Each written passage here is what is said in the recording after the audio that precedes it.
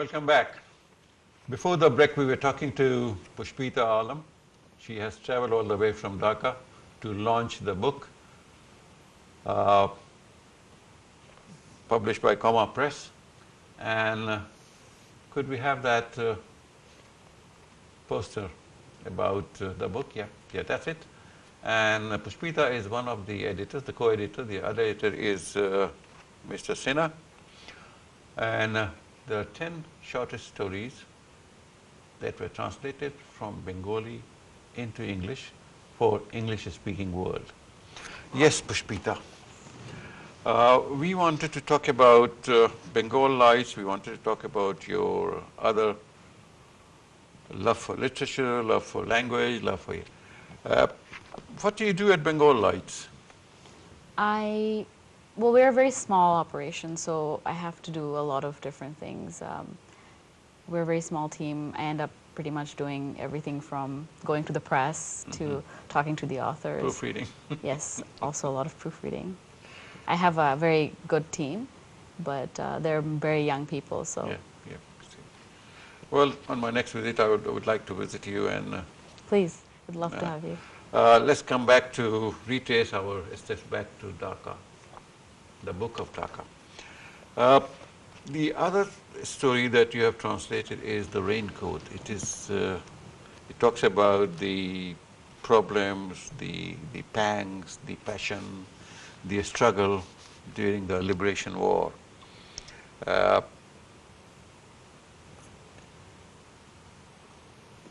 It's been raining, the raincoat. That's why you need the raincoat. Yes. Seems like the setting in London, where they say it's always raining. How did you find this translation work of Raincoat, where somebody is talking about the liberation of a country and things are not as happy as they should be in all circumstances? And this is like Dhaka University or some college, and because of the atrocities, oppression of the army at that time, Pak army, people are really behaving in a very different way.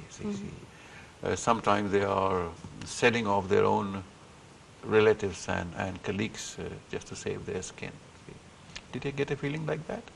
You know, to be honest, when I approached the story, I approached it very objectively, and I didn't think about the material as much. Yeah, I looked at it more, and passions now. Yes, I looked at it technically, just the text. But when I first read the story, I was very moved by the way it was. It was a very. There are parts which are very darkly humorous, and it really appealed to me. I think it conveyed the emotions much stronger than if it was directly like a drama.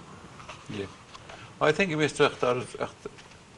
Akhtaruzaman Ilyas, he must have suffered or must have gone through some of the, must have suffered, I'm sure, because to write something like this, must have seen or must have somebody close to him had suffered some pains. Otherwise, nobody can write like this. And I'm sure that you have translated so well that I felt the pain that the writer did. But I think the credit really goes to the original storyteller, because the language he used was very simple, but again the dark humor, the satire, is really what conveyed the powerful emotions so well.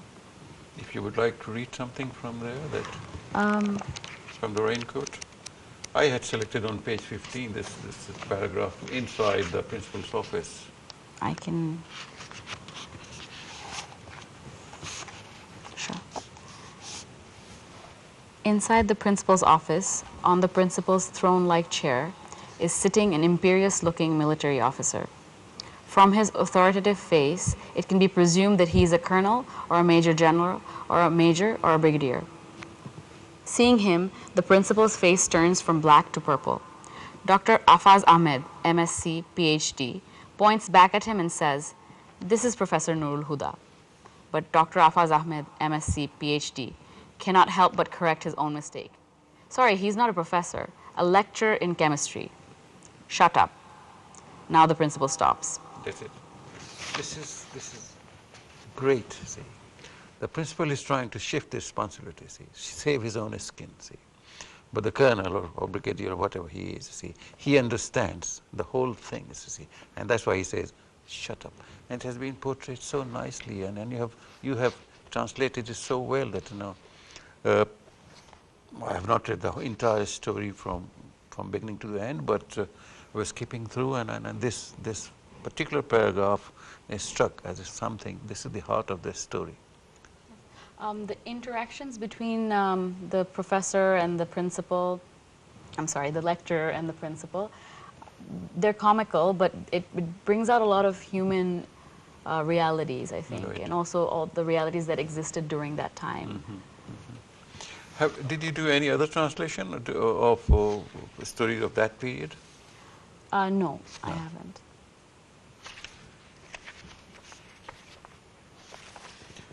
Can you turn to page 17? Sure. The end. Yes.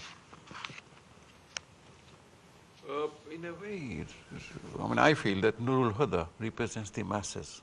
Yes. Can you read out something from the end? Towards the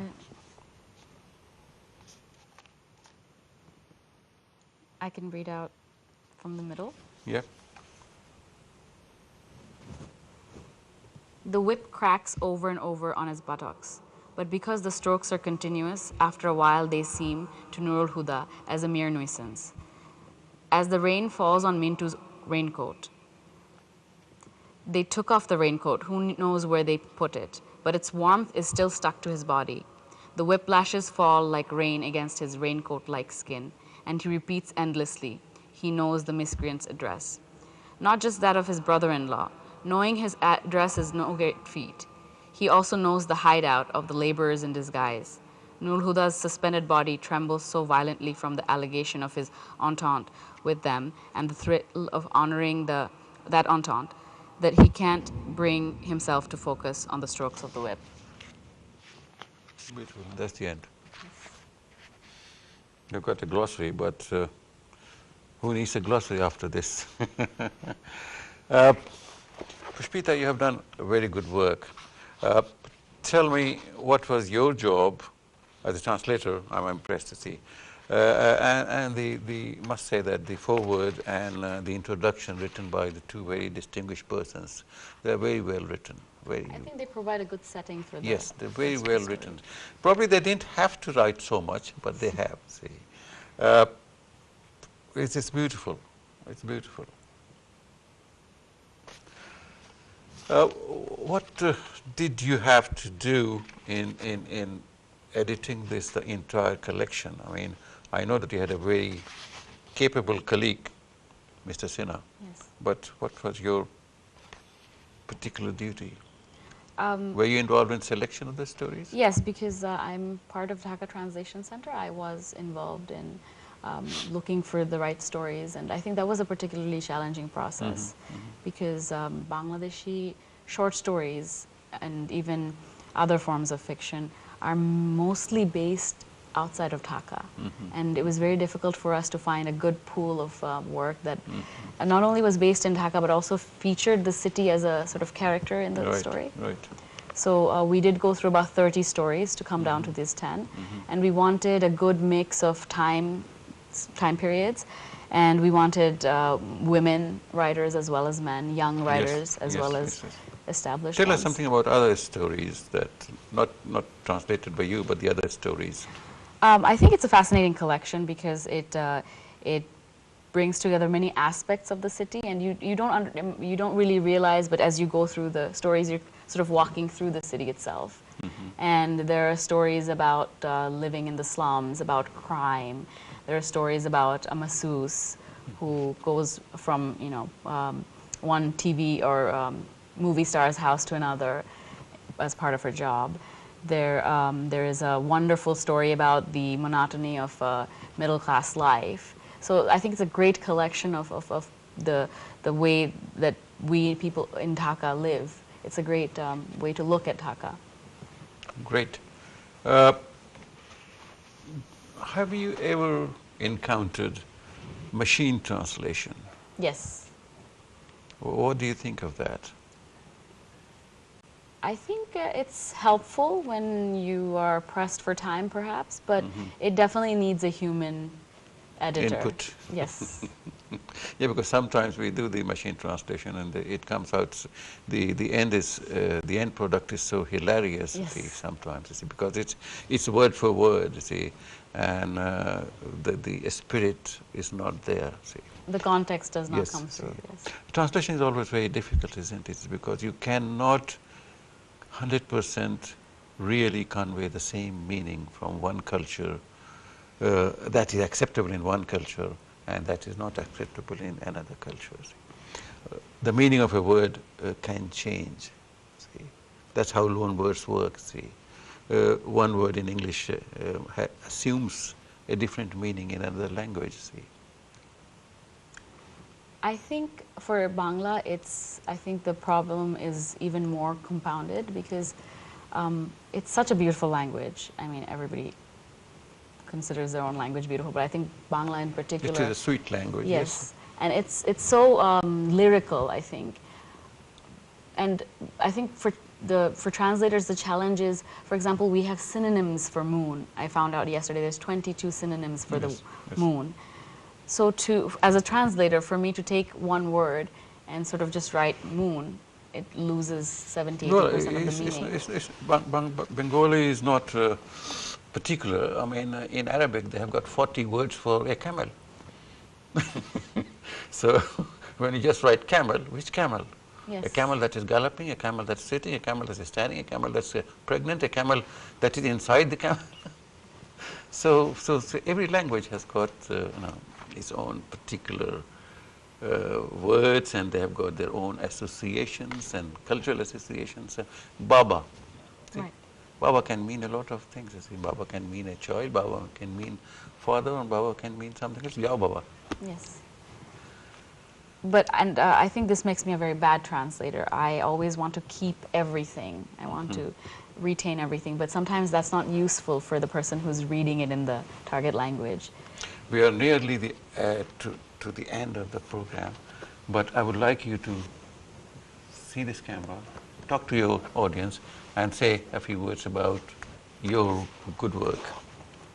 Well, what I'd like to say is I hope everybody picks up a copy of the Book of Dhaka. If you are curious about Bangladesh and Dhaka, I think it's a great way to get introduced to the city. And for those who read Bengali fiction, I think it's wonderful to read a translation of these well-known writers and stories. And in general, for anybody, it's a great collection of short stories, which I think readers will really enjoy. Thank you very much, Pushpita, for coming. Thank you. Please be seated. And for coming along and giving us time.